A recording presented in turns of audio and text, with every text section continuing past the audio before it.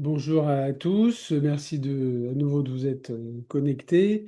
L'objectif aujourd'hui, c'est de vous présenter les résultats 2025 de l'entreprise et nos principales activités. Je vais vous communiquer quelques éléments marquants survenus donc pendant cette année 2025. Arwan, notre directeur financier, vous présentera quelques éléments chiffrés concernant les finances de l'entreprise en 2025. Et puis, on vous donnera un éclairage sur nos perspectives. Tout d'abord, je rappelle notre activité, Spanway, créée à Lyon en 2005, et donc une entreprise qui est entièrement dédiée à la conception et à la fabrication et à la commercialisation d'implants et instruments pour la chirurgie de la colonne vertébrale, donc pour les pathologies les plus graves et les plus importantes qui nécessitent la mise en place d'implants. Nous sommes présents sur les deux secteurs principaux, les deux façons pour les chirurgiens d'opérer les patients. L'arthrodèse, on fixe les vertèbres avec du matériel qui est implanté dans les vertèbres. Et puis l'arthroplastie, ce sont les prothèses discales où là, on place des implants entre les vertèbres et on maintient la fonction articulaire. Notre gamme globale de produits est diversifiée. Elle a des éléments différenciants qui la rendent unique et nous sommes présents sur 75 à 80% des indications chirurgicales qui nécessitent la mise en place d'implants. Alors, je vais vous présenter quelques éléments clés et marquants concernant l'année 2025. Nous avons été présents sur une quinzaine d'événements internationaux. Donc, ce sont des salons ou des congrès de chirurgie orthopédique ou de neurochirurgie sur les continents sur lesquels nous sommes présents. Donc, c'est l'Europe, c'est l'Amérique latine, le Moyen-Orient, l'Asie, y compris l'Australie. Par ailleurs, nous formons toujours de nombreux chirurgiens, donc c'est plus de 130 chirurgiens internationaux qui sont formés, donc soit directement dans les pays et nous nous déplaçons, soit des chirurgiens que nous recevons dans nos divers centres de référence en France ou en Europe.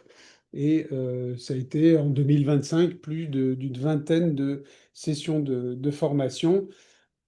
Outre la diffusion de certaines informations destinées aux distributeurs et aux chirurgiens sur notre nouvelle application pour téléphone mobile. Notre répartition de vente, Spanway est présente depuis le début de son activité à l'export. Aujourd'hui, c'est une présence dans plus de 40 pays, avec plus de 50 ou même 60 sociétés d'importation-distribution.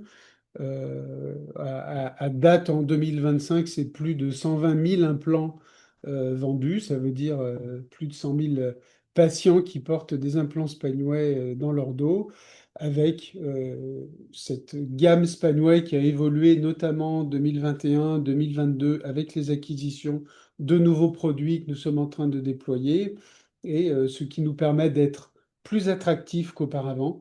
Et ce faisant, nous avons pu en 2025 prendre des accords avec des sociétés de distribution plus dimensionnées qu'auparavant, et notamment en Australie, au Brésil, ainsi qu'en Colombie et au Guatemala.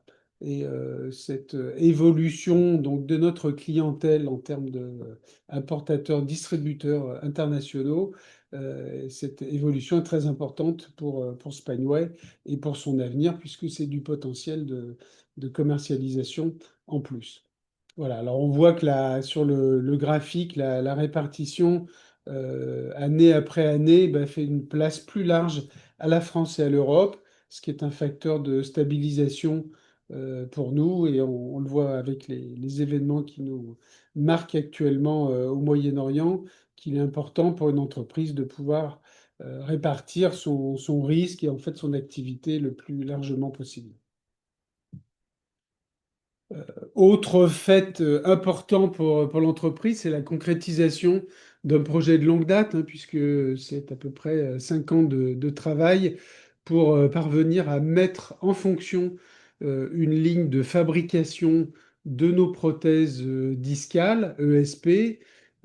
C'est donc une grande satisfaction que de pouvoir obtenir notamment la validation par notre organisme notifié GMED, qui est ce qui nous donne la permission et l'autorisation de démarrer nos productions et de les mettre sur le marché. Le but et les objectifs sont évidemment multiples et tout à fait positifs pour l'entreprise, puisque outre le fait de pouvoir à terme doubler la fabrication, la quantité de fabrication actuelle de prothèses, ben, c'est une maîtrise de cette production. Et il faut savoir que c'est un savoir-faire qui est unique au monde, puisque notre prothèse discale ESP est fabriquée donc, depuis plus de 15 ans avec un procédé tout à fait particulier qui nous rend unique. Voilà, donc lancement à la mi-année 2025, grand sujet de satisfaction pour nous avec une montée en puissance progressive qui va avoir lieu au fil du temps. Vous savez que nous sommes sur un acteur d'un secteur très réglementé dans les dispositifs médicaux implantables et nous avons donc des investissements qui se poursuivent et qui sont très très importants pour l'entreprise. Premier élément, c'est l'accord pris avec l'organisme notifié GMED, qui était initialement l'organisme notifié de Span Innovation. Eh bien, en accord avec cette entreprise française qui fait partie du top 3 des organismes notifiés européens, eh bien, c'est aujourd'hui toutes les gammes du groupe Spanway qui sont couvertes et c'est aussi un élément de satisfaction puisque c'est un organisme notifié de référence et de premier ordre, donc c'est important pour notre image et notre réputation. Alors, il faut savoir que Spanway a 15 dossiers de marquage CE concernant ces gammes de produits. 9 sont aujourd'hui certifiés MDR et 6 dossiers donc, sont actuellement certifiés CE sous l'ancien régime MDD et seront certifiés selon la nouvelle réglementation MDR à horizon fin 2027. Par ailleurs, notre activité export nécessite des homologations dans chacun des pays afin d'avoir les autorisations de mise sur le marché. Donc c'est une activité qui est aussi importante pour le groupe, un savoir-faire historique puisque nous exportons depuis 20 ans, avec cette année 2025, 15 nouvelles homologations qui ont été obtenues, 7 renouvellements d'homologation pour certains pays sur certains territoires, et puis bien sûr il y a toujours en cours de demande et en attente d'accord, 15 nouvelles homologations qui seront à obtenir dans les mois qui viennent et les années qui viennent. Voilà, pour ces premiers éléments marquants sur l'activité Spanway, les opérations 2025, je vais maintenant passer la parole à Erwan Martin qui va vous donner quelques informations sur les finances. Merci Stéphane. Donc, comme Stéphane l'a dit, je vais vous présenter un résumé des comptes consolidés du groupe Spineway en 2025, tels qu'ils ont été arrêtés par le conseil d'administration du 17 février dernier. Et pour résumer en fait ces comptes et la performance financière du groupe en 2025, ces quatre indicateurs qui pointent tous dans la même direction, c'est-à-dire une bonne performance au cours de l'exercice écoulé. À commencer par le chiffre d'affaires, donc qui s'établit à 12,4 millions d'euros, ce qui représente une croissance de 4% par rapport à l'exercice 2024. Au niveau de la marge brute, elle atteint 8,6 millions d'euros sur l'exercice. Là aussi, c'est une évolution positive puisque le taux de marge brute s'établit à 69,6% du chiffre d'affaires, en augmentation de 0,6 points de pourcentage par rapport à 2024. Donc une marge brute qui s'est maintenue et voire même qui a légèrement progressé à haut niveau en 2025. Enfin, du point de vue du résultat net, il est toujours négatif à 2,2 millions d'euros, mais le fait marquant de l'exercice 2025, c'est cette amélioration du résultat avec une perte qui s'est réduite de 1,6 million d'euros par rapport à 2024. On le verra plus tard, mais en lien en particulier avec la réduction des frais financiers. Et pour terminer sur la situation financière de la société, l'indicateur clé de ce point de vue reste notre niveau de trésorerie qui atteint 3,5 millions au 31 décembre 2025, soit un niveau 1 million d'euros inférieur à celui de 2024, donc une consommation de trésorerie sur l'exercice qui a été très maîtrisée et qui a baissé largement par rapport à 2024. Alors, si on regarde un petit peu plus dans le détail ces éléments, à commencer par le chiffre d'affaires, on a un chiffre d'affaires donc, qui a atteint sur l'ensemble de l'exercice 12,4 millions. Euh, et comme on le voit sur ce graphique, ce chiffre d'affaires s'est nettement accéléré au deuxième semestre. Quand nous avions publié nos résultats du premier semestre, le chiffre d'affaires était en recul de 15% par rapport au premier semestre de 2024. Sur le deuxième semestre, on a pu avoir une croissance de 27% du chiffre d'affaires 2025 par rapport au deuxième semestre 2024. Donc un fort rattrapage au deuxième semestre qui est conforme à ce que nous avions annoncé et qui est lié en particulier au report de commandes de grands comptes qui se sont effectués sur le deuxième semestre.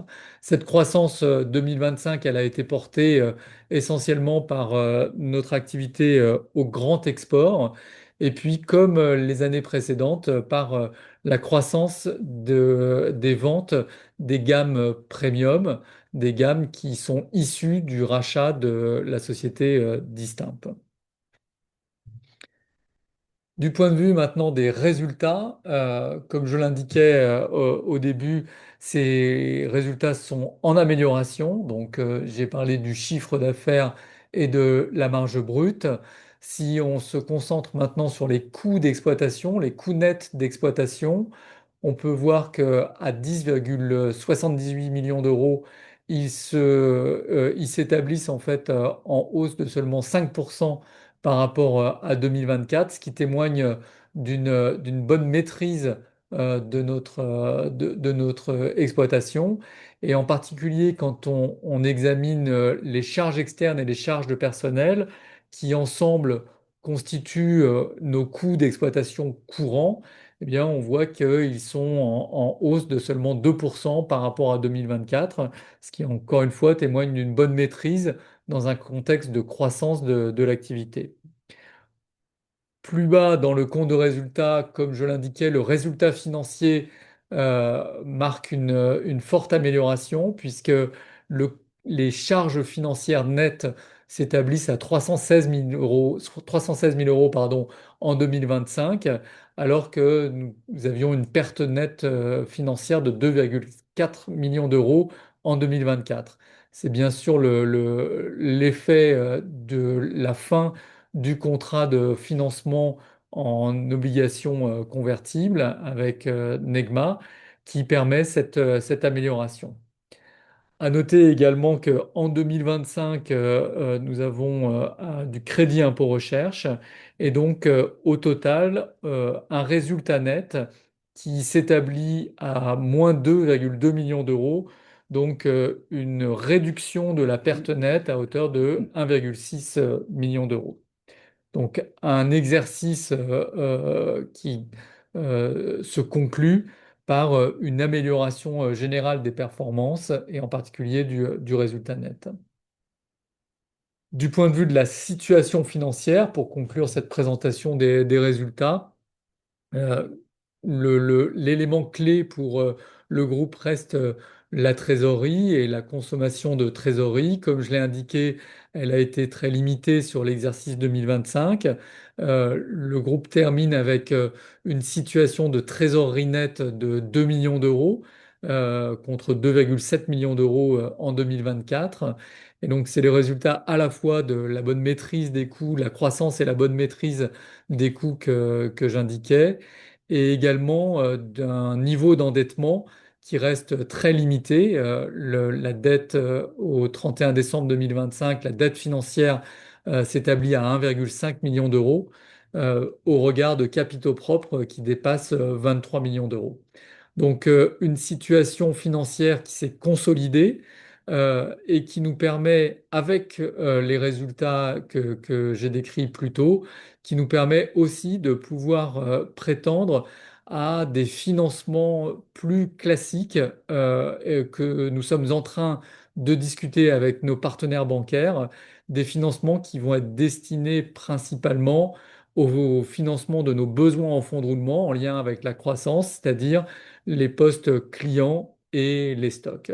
Donc, au total, une situation financière, encore une fois, qui est positive et qui nous permet d'aborder l'exercice 2026 sereinement. J'en ai terminé avec la présentation des résultats et je vais repasser la parole à Stéphane Leroux pour la présentation de nos perspectives court et moyen terme. Merci Erwan. Alors, 2026, l'objectif va être de consolider ce redressement, cette amélioration de nos paramètres selon trois axes principaux. Le développement commercial, c'est de continuer à dérouler l'optimisation de notre réseau de distribution. Comme je l'ai dit, on a commencé à faire évoluer ce réseau avec des accords, avec de nouveaux partenaires plus dimensionnés dans certains pays clés que j'ai cités. Donc nous allons poursuivre cette démarche qui nécessite de nouveaux processus d'homologation à certains moments de nos produits, mais c'est dans un objectif de croissance plus forte de chiffre d'affaires sur certains de nos territoires export clés. C'est de continuer évidemment les synergies entre les gammes de produits et les territoires. Je rappelle que Spanway en 2021 disposait déjà d'une trentaine de distributeurs à l'export et que nous avons acquis des nouveaux produits que nous sommes en train de déployer. Ce déploiement n'est pas terminé, il se poursuit. Donc nous avons des nouveaux produits à amener à des clients déjà existants à l'entreprise. Nous avons par ailleurs, en acquérant les sociétés Distimp et la société Spain Innovation, bien acquis des nouveaux clients auxquels, pour certains, nous pouvons vendre les produits des entreprises qui n'ont pas encore. Donc l'ensemble représente un potentiel de croissance qui est important. Le programme d'homologation se poursuit et donc nous avons pas mal de synergies encore à développer, de marchés à ouvrir ou de gamme de produits à introduire. Et c'est pour ça que nous poursuivons notre politique d'homologation. Chaque année, de nouveaux segments ou de nouveaux marchés s'ouvrent et nous formons des chirurgiens pendant des événements. Alors, ce sont des événements qui peuvent être publics et en commun avec d'autres entreprises pendant les congrès, ou bien des formations privées, que ce soit à l'hôpital, que ce soit des workshops dédiés à nos produits avec des chirurgiens formateurs que nous pouvons envoyer aux quatre coins du monde. Donc, comme je le disais, nous poursuivrons nos investissements réglementaires, ceci pour nous doter notamment de plus de références cliniques. Et il est important, notamment concernant les prothèses discales, de pouvoir démontrer les bénéfices de ces implants à long terme. Donc, nous développons les partenariats scientifiques et cliniques avec des centres de référence pour disposer de résultats à long terme. C'est un de nos objectifs euh, pour 2026 et pour les années qui suivent. Et puis, continuer à investir évidemment sur les marques HCE, comme j'ai pu le présenter précédemment. Tout cela en poursuivant sur le plan opérationnel l'optimisation de notre fonctionnement, que ce soit avec la mise en route en début d'année 2026 de notre nouvelle ERP, la poursuite de la montée en puissance de notre ligne de production pour les prothèses, et puis l'optimisation aussi et les partenariats avec les sous-traitants pour la partie des produits que nous avons sous-traités en France. Alors, si on regarde un peu plus loin, l'objectif à terme, ben, en fait, à horizon 2028, c'est de poursuivre cette stratégie que nous avions annoncée. Il n'y a pas de changement fondamental. On a vu que ces dernières années se déroulaient bien et que l'entreprise évoluait dans une bonne direction avec une amélioration de ses résultats et de ses paramètres financiers. Nous continuons et je suis, moi, tout à fait confiant dans la croissance du chiffre d'affaires et pour parvenir à équilibrer les comptes de l'entreprise. Euh, il faut poursuivre à optimiser les coûts. Nous le faisons en interne dans notre fonctionnement et dans le, le- le développement de produits fabriqués par nous avec notre ligne de production. Et puis, ben, évidemment, la poursuite de l'innovation, de la R&D. Les gammes de produits seront complétées. Vous savez que le secteur de la chirurgie de la colonne vertébrale, c'est un secteur qui est toujours en évolution. Les chirurgiens dans le monde entier sont en attente d'amélioration, d'évolution. Alors, ça nous permet, nous, eh bien, de présenter des composants nouveaux, des instruments nouveaux. Donc, nous sommes toujours en train de travailler avec les équipes chirurgicales et nos équipes R&D en interne pour faire avancer le geste opératoire et les solutions thérapeutiques. Et puis, notamment, nous avons un projet que nous avons déjà qui a déjà démarré avec un groupe de travail pour développer la future génération de prothèses de disque. Et avec le fonctionnement actuel selon la réglementation du CE en Europe, c'est un projet qui va se dérouler sur les plusieurs années à venir. Et nous aurons des marqueurs et nous vous tiendrons informés des étapes clés lors de la présentation de futurs résultats. Voilà. Par ailleurs, eh ben, moi, je maintiens ma volonté d'intégrer à l'avenir plus lointain plus de fabrication de produits.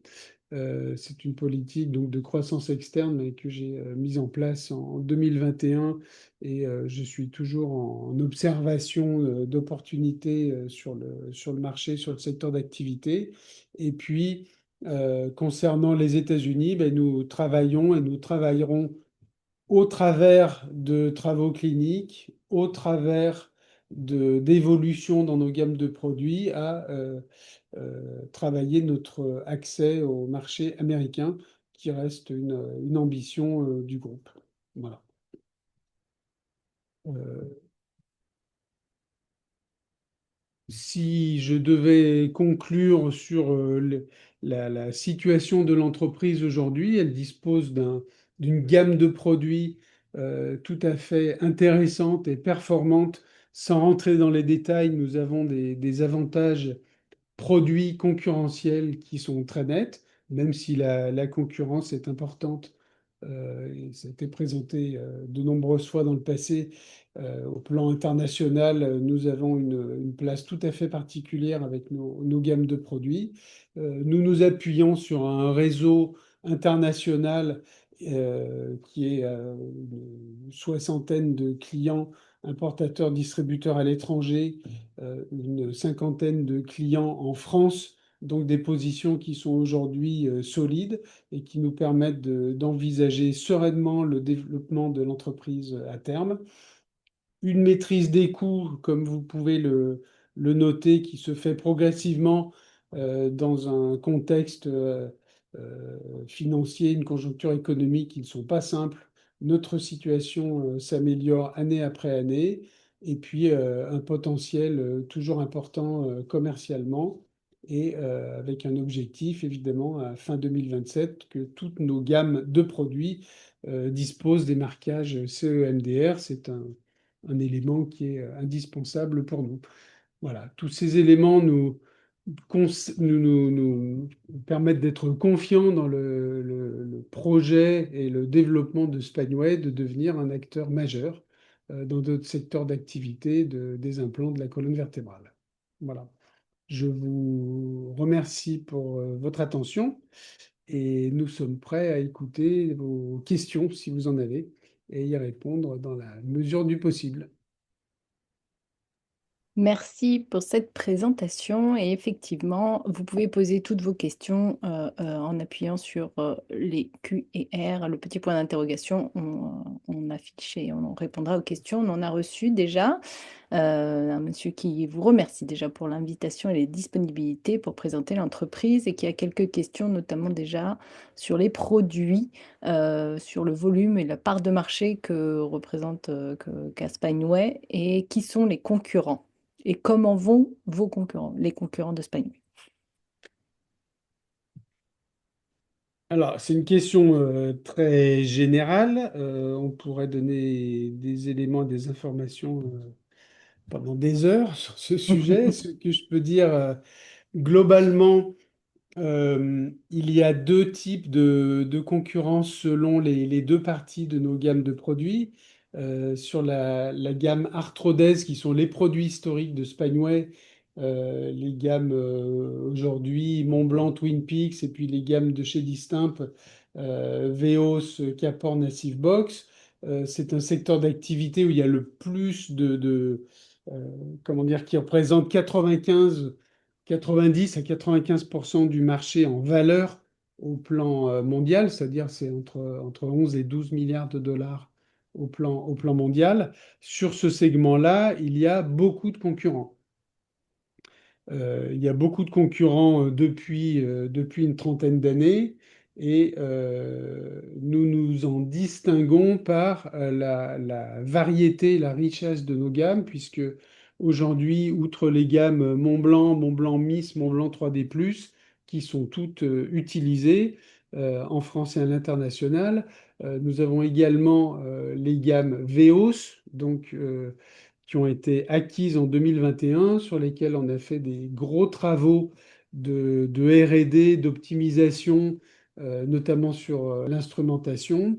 Et nous avons une autre gamme de vis pédiculaires qui s'appelle Caporn, qui utilise une technique opératoire qui est différente, qui est assez spécifique, sur laquelle il y a beaucoup moins de concurrence et qui trouve très bien son marché également en France et à l'international.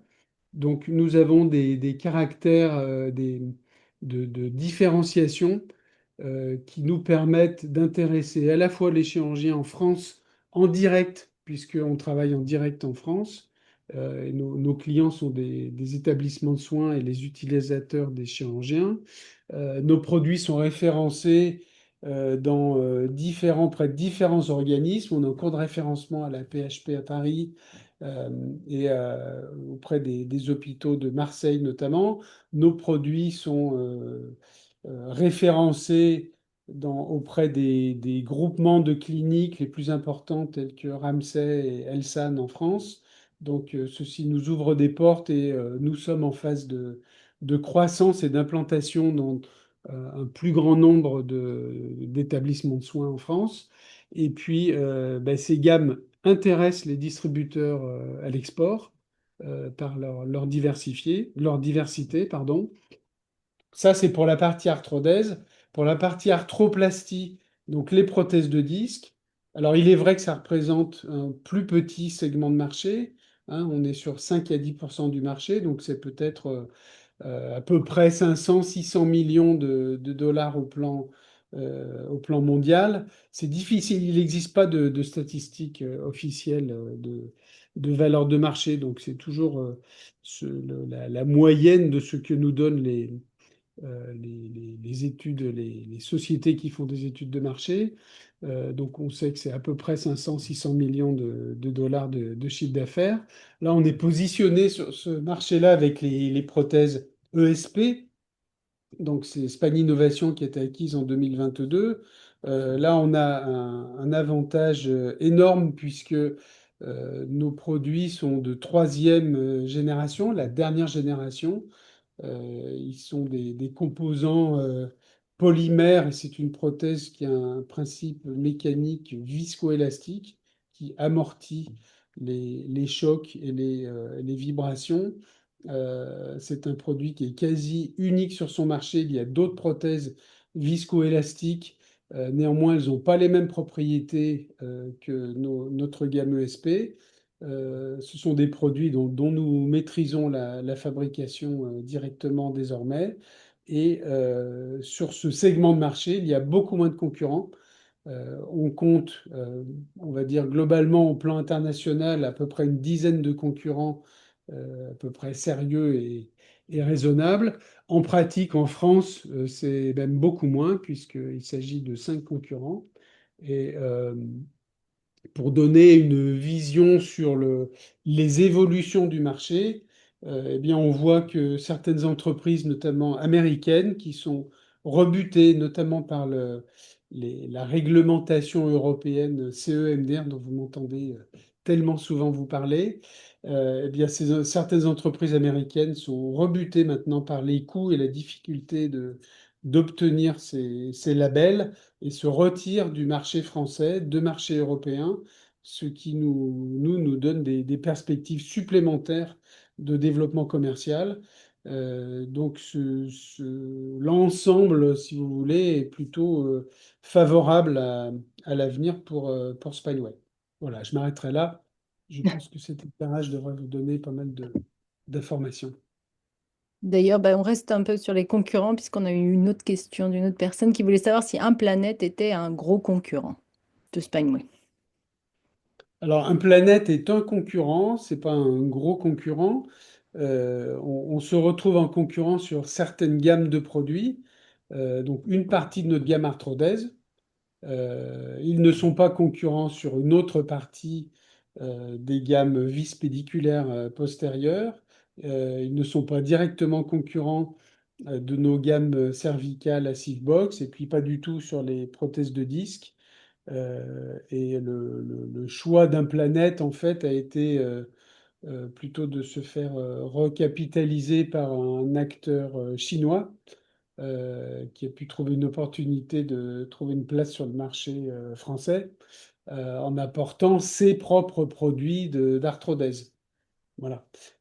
Nous, on se distingue de ça par notre indépendance et par le fait que nous disposons donc de cette gamme de prothèses de disque ESP, donc un modèle pour la colonne cervicale, petite dimension, un modèle plus grand pour la colonne lombaire, et ces prothèses de disque qui sont désormais utilisées en France et en Europe et dans le monde depuis à peu près une vingtaine d'années sont en train de trouver une place beaucoup plus importantes et voient leur croissance annuelle largement supérieure à la croissance des produits d'arthrodèse. Bien. Une petite question plutôt financière, celle-ci. Je sais que vous n'aimez pas donner des objectifs 2026, mais quelle est la tendance sur le premier trimestre? Est-ce que vous pouvez donner? Alors, déjà, le premier trimestre n'est pas terminé, donc c'est évidemment, comment dire, on va pas pouvoir donner de réponse précise. Bon, il est vrai que les événements actuels au plan international, et notamment la situation au Moyen-Orient, sont pas un facteur de croissance extrême et sont pas très favorables à une croissance de chiffre d'affaires. Mais nous restons tout à fait confiants dans notre feuille de route 2026, qui est globalement orientée vers la croissance. Parfait. Autre question, plutôt bourse finance. Prévoyez-vous de regrouper encore les actions et qui sont les grands actionnaires de Spineway? Erwan, Je vais je te répondre. laisse répondre.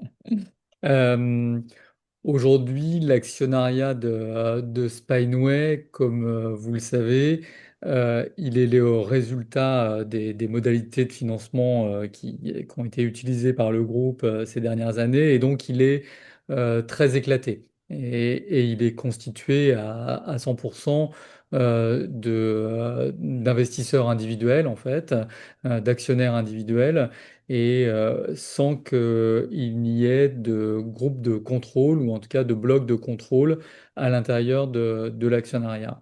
Bien sûr, c'est notre volonté je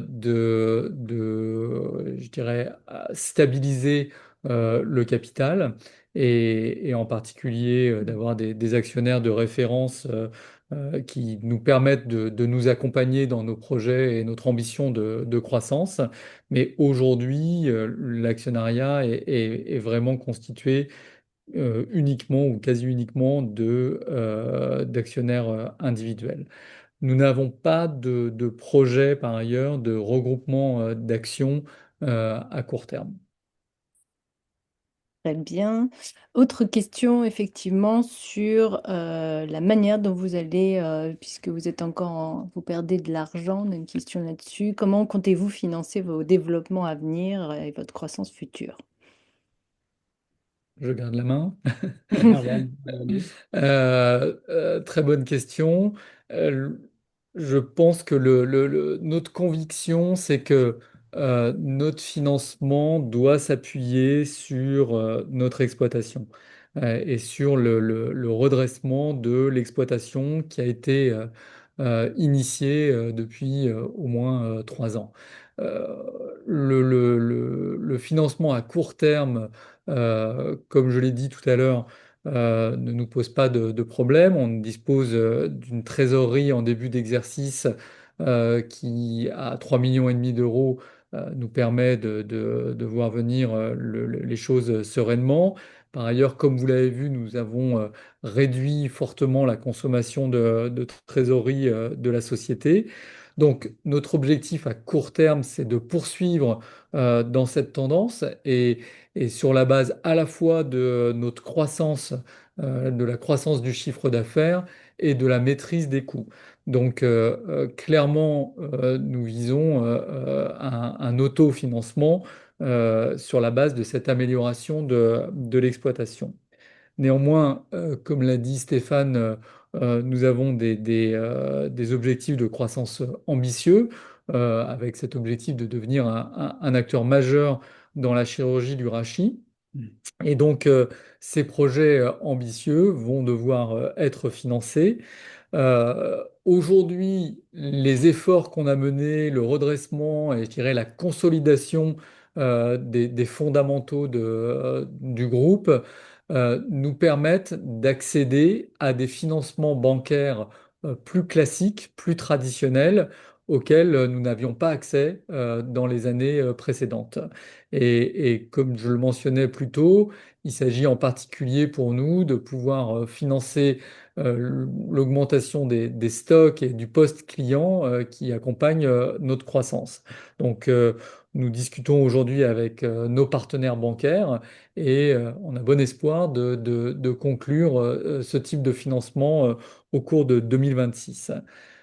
Par ailleurs, notre objectif à moyen terme, c'est de pouvoir accéder à nouveau à des financements plus conventionnels, sous forme d'augmentation de capital.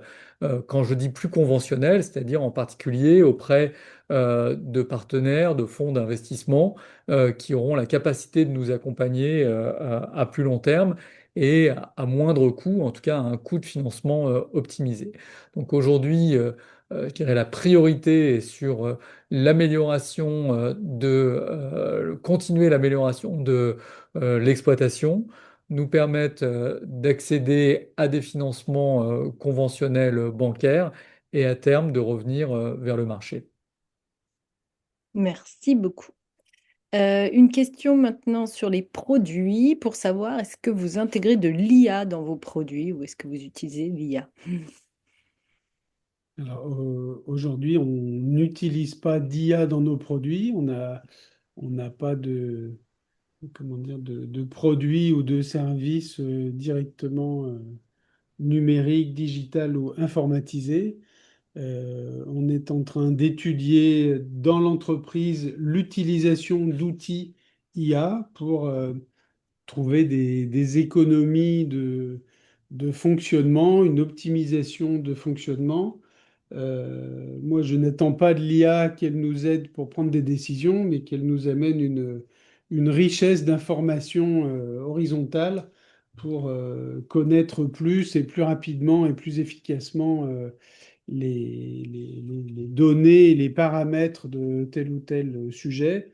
Nous souhaitons par ailleurs rester très prudents sur la diffusion d'informations euh, et le fait qu'il puisse y avoir des fuites et que les informations que nous donnerions à des programmes d'intelligence artificielle ben, se retrouvent utilisées par d'autres personnes ou d'autres entités. Donc, on va veiller à tout ça. Et c'est pour ça qu'on prend notre temps et en dehors de petites démarches, pour l'instant, on n'a pas complètement déployé l'utilisation et l'optimisation de notre fonctionnement avec ces outils.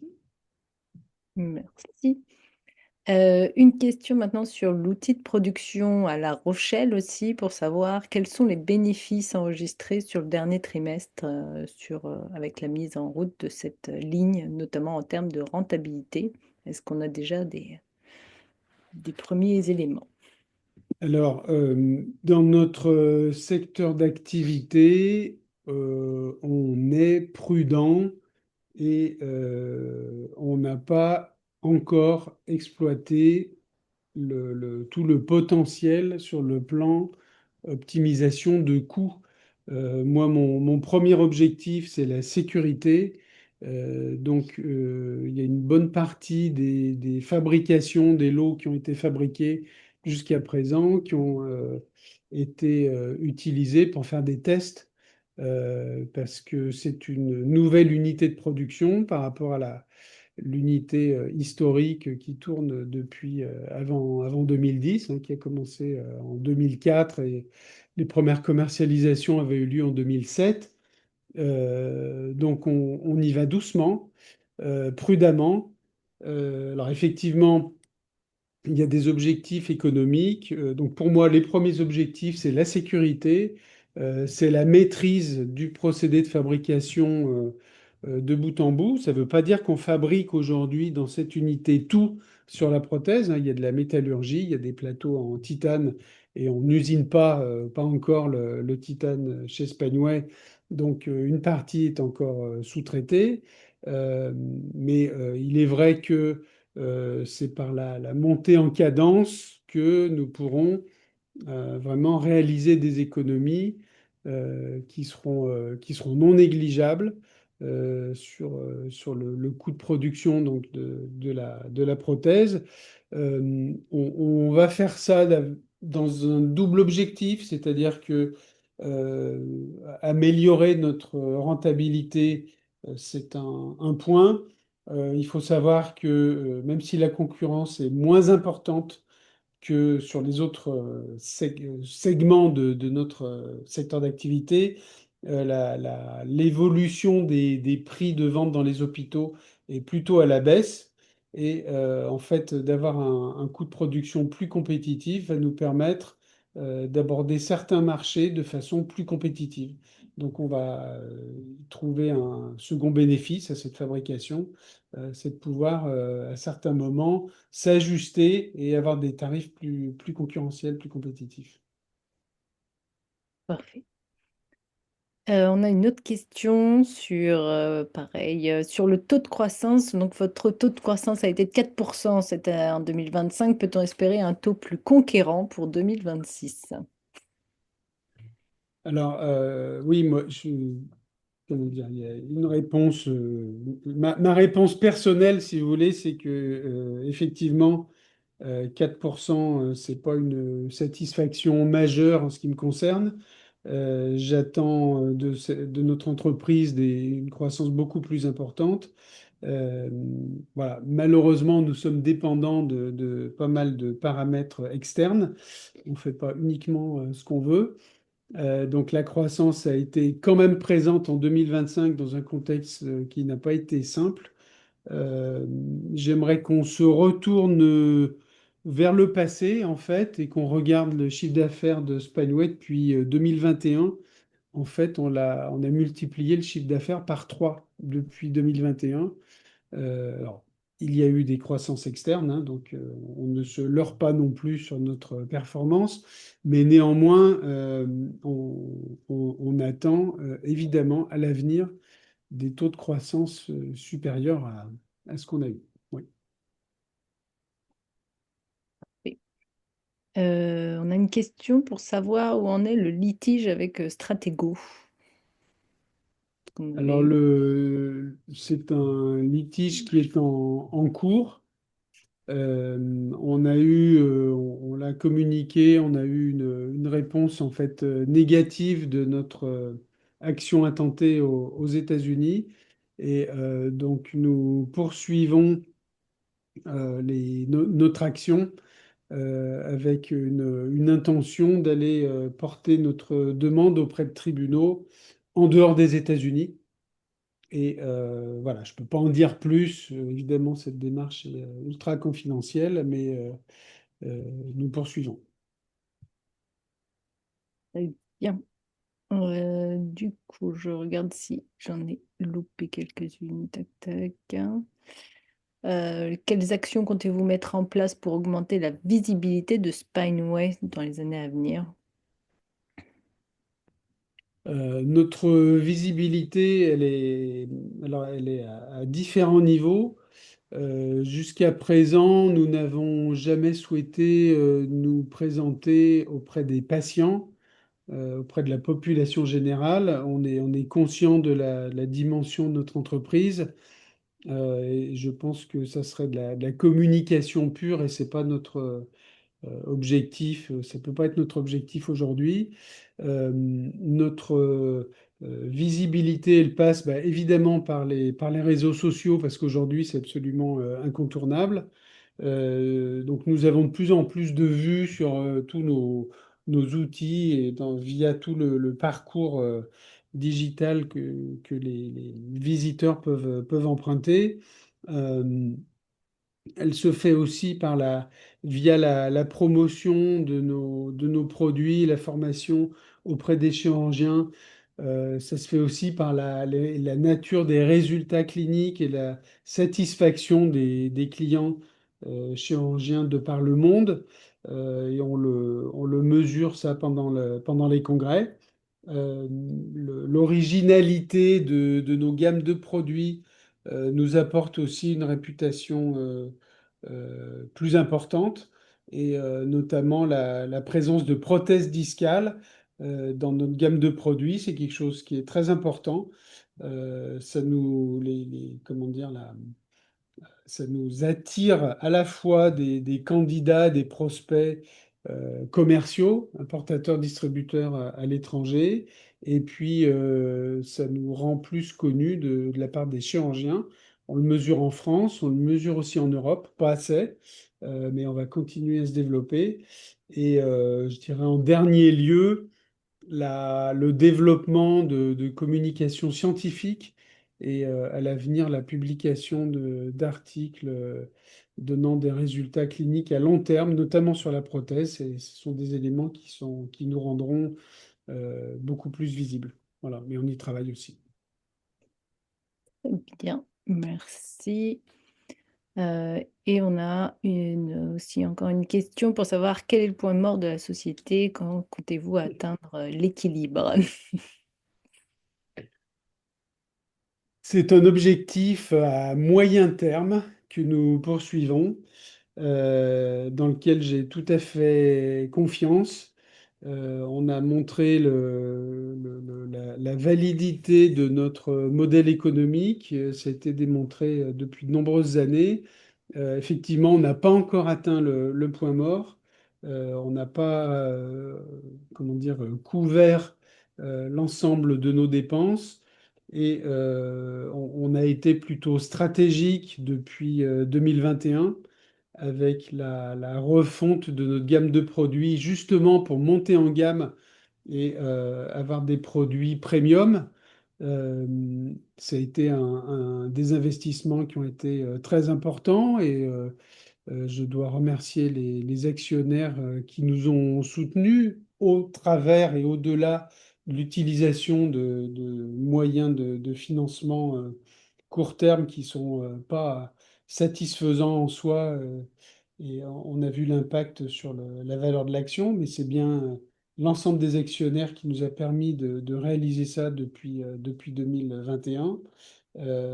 Donc on est toujours investisseur et encore investisseur avant de pouvoir percevoir les fruits. Mais c'est néanmoins grâce à ces investissements qu'on va pouvoir atteindre ce point mort, qu'on va pouvoir obtenir une position reconnue sur des marchés clés. On a parlé de certains pays d'Asie, y compris dans le Grand Sud, et là je veux dire l'Australie. Certains marchés clés en Europe, on a l'Allemagne, on a la France. Certains marchés clés par notamment leur volume aujourd'hui en Amérique latine, notamment le Brésil et le Mexique. C'est des pays où on a pris des accords avec des partenaires commerciaux de premier ordre.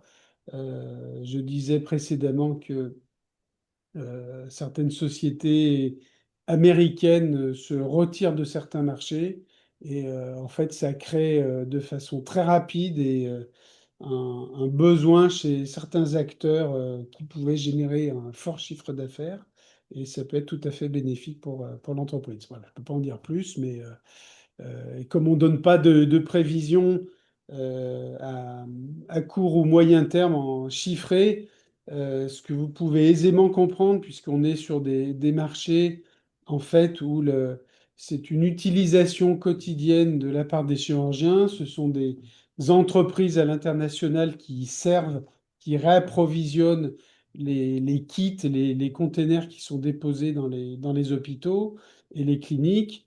Et il est difficile d'avoir des prévisions à long terme de l'emploi de ces produits. On ne fabrique pas des avions, on ne met pas 4 ans pour lancer et pour obtenir la fabrication d'Airbus ou de fusées ou de sous-marins. Et il est vraiment difficile pour nous, en dehors d'un portefeuille court terme de commandes que nous avons bien évidemment, mais c'est très difficile et impossible et pas raisonnable de donner des prévisions.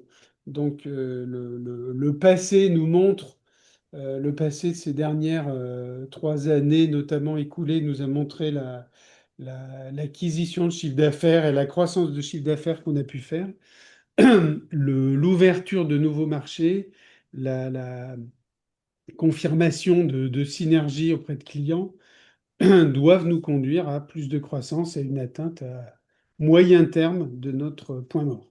Désolé pour cette réponse très longue, mais c'est bien par ce chemin-là que nous allons y parvenir. Merci. Et une dernière question, enfin qui en groupe plusieurs, concernant du coup les monnaies de facturation. Quelles sont vos monnaies de facturation et utilisez-vous des couvertures de change? Risque de change, est-ce qu'il y a-t-il, pardon, des risques de change entre vos coûts de production et vos monnaies encaissées sur vos ventes? Alors là, la réponse est assez claire et peut être rapide. Nous facturons 100% de notre chiffre d'affaires en euros et notre base de coût est à plus de 95% en euros également. Donc nous n'avons quasiment pas de risque de change. En tout cas, nous ne sommes pas exposés nous-mêmes quasiment à des risques de change. Et donc par conséquent, nous n'avons pas de produits de couverture. Parfait. Eh ben, on a fait le tour des questions, on a tenu le timing, bravo. Du coup, je vais vous laisser le mot de la fin. Ok, merci Solène. Nouveau, je remercie les participants à cette session aujourd'hui.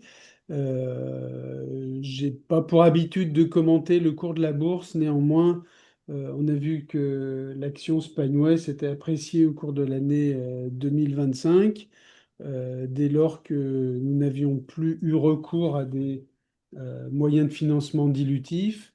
Donc à nouveau, je salue et je remercie les actionnaires qui ont bien voulu nous faire confiance. Nous allons tout faire pour poursuivre cette consolidation de notre valeur, que ce soit l'action et la valeur intrinsèque de l'entreprise et renforcer nos activités, notre développement. Voilà, et moi je suis tout à fait confiant en l'avenir, malgré les circonstances aujourd'hui un peu particulières au plan international, mais ça ne change pas globalement le cours et le développement dans le secteur médical et notamment chirurgical. On sait qu'il y a toujours une croissance de nos secteurs d'activité, voilà, ce qui renforce moi ma confiance. Voilà, donc merci encore à tous et puis